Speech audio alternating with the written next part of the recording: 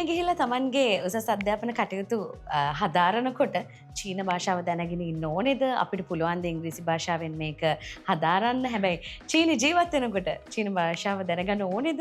මේ ගැනත් පොඩි ගැටලුවක් තියෙනවා. අපිට දෙන්නකෝ උත්තරයක් ඒ සම්බන්ධයෙන් ඔබතුමා. ඔව්. මේ හැම විශ්වවිද්‍යාලයකම තමන්ගේ අධ්‍යයන කටයුතු සිදු කරන්නේ ඉංග්‍රීසි මාධ්‍යයෙන්. ඒ ඉංග්‍රීසි මාධ්‍යයෙන් අධ්‍යයන කටයුතු සිදු කරන අතරේ තමන්ගේ එක විෂයක් වශයෙන් චයිනා ලැන්ග්වේජ් එක එහෙම නැත්නම් චීන භාෂාව තමන්ට ඉගෙන ගැනීමේ අවස්ථාව තියෙනවා. ඉතින් ඒක මම හිතන්නේ ළමයෙක්ගේ පැත්තෙන් ගත්තොත් ලොකු අවස්ථාවක් තවත් භාෂාවක් ඉගෙන ගන්න ලැබෙනවා කියන්නේ. ඒක ඉතින් ලෝකයේ සෑම රටකටම විවෘත වෙනවා. ඒ කියන්නේ චීන භාෂාව සෑම රටකම වගේ මේ වෙද්දි කතා කරනවා. ඉතින් තමන්ගේ රැකියාවක් හොයාගන්න හැම දෙයකටම මේක වැදගත් වෙනවා. ඒත් එක්කම තමන්ට ඒ රට තුල එළියේ ගමන් කරලා තමන්ගේ ව්‍යාපාරයක් හෝ යම්කිසි දෙයක් කරගන්නවා නම් මේකටත් චීන භාෂාව අවශ්‍ය වෙනවා. ඉතින් ඒ නිසා යම්කිසි දරුවෙක් යම් භාෂාවක් ඉගෙන ගන්නවා කියන එක මම හිතන්නේ අහක දාන්න දෙයක් නෙමෙයි. දැන් අපි උදාහරණයක් කරන් මම මේක පැහැදිලි කරොත් ලංකාවේ වුණත් විශ්වවිද්‍යාලයකට ළමයෙක් ඇතුළත් වුණොත් පළවෙනියටම කරන්නේ යාට තමන්ගේ සබ්ජෙක්ට් එක උගන්වන එක නෙමෙයි. මාස 3ක වගේ ඉංග්‍රීසි කෝස් එකක් උගන්වනවා.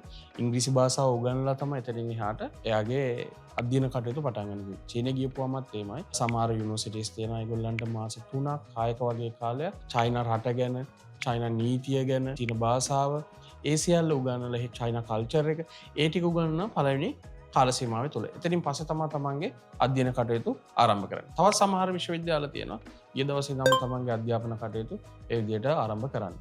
ඉතින් අපිත් එක්ක චීනයේ තියෙන හොඳ රෑන්කින් යුනිවර්සිටි 20ක් පමණ වැඩ කරනවා. පාඨමාලා ගත්තොත් 100කට ආසන්න ප්‍රමාණයක් තියෙනවා.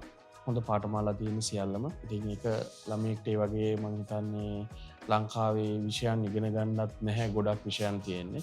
ඉගෙන ගන්න තියෙන විෂයනොත් අපේ දරුවන්ට මේ විද්‍යාගාර පාසුකම් නැහැ. මම දන්න තරමින් ගොඩක් විශ්වවිද්‍යාලවල තියෙන වීඩියෝස් තමා පෙන්වන්නේ ළමයින්ට පරීක්ෂණ කරන ඒ වගේ.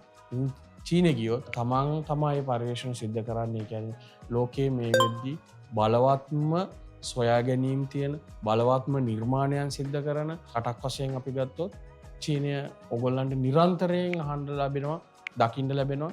ඉතින් ඒකේ කොටස්කාරයෝ තමයි ඔයගොල්ලෝ ඉදිරියට චීනෙ ගිහිල්ලා තමන්ගේ ක්වොලිෆිකේෂන් එකක් කම්ප්ලීට් කරනවා කියලා කියන්නේ.